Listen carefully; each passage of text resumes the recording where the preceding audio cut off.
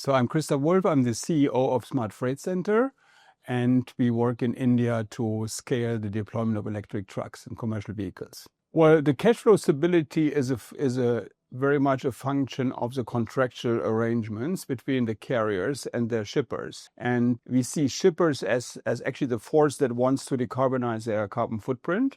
And so they're willing to give longer guarantees to the contract guarantees to carriers.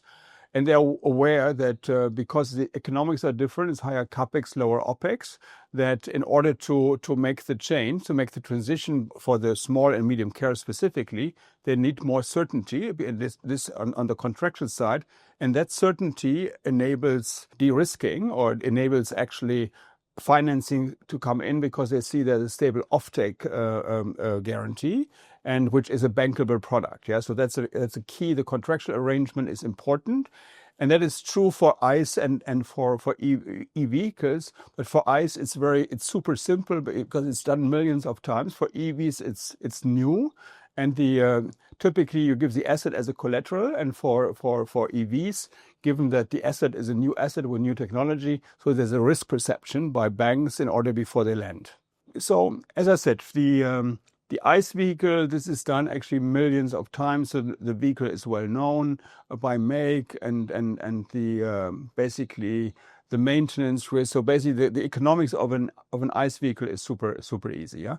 For an e-vehicle, it's different. It's new. Yeah. It's higher upfront value. Yeah. And lower operational cost, which under specific circumstances, if the if the asset is sweated enough, then the economics become favorable for the EV.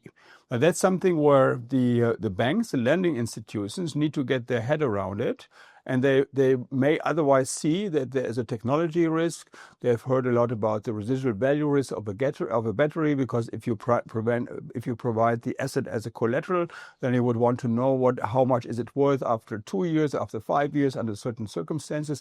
So there are higher risk perceptions, yeah.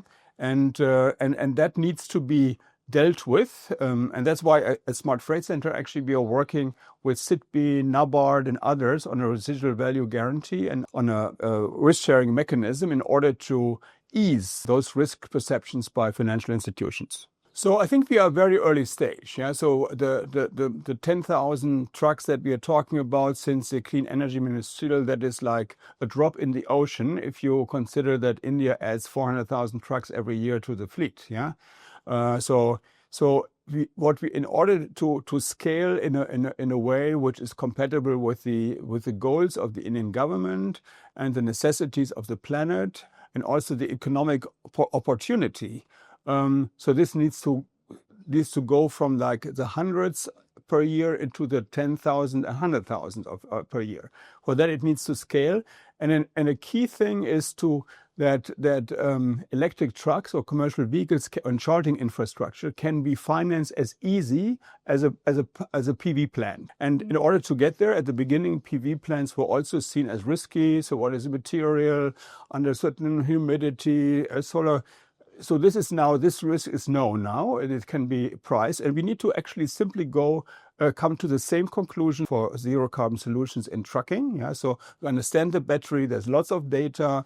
There's guarantees by OEMs. The operators feel fine with it. They don't break down. They're actually easy to operate. They provide all these benefits. And once that actually gets into the mindset of the lending institution, then we will be able to scale. So at Smart Freight Center, we work very closely with WRI India, and I think they have done a great job in putting this together.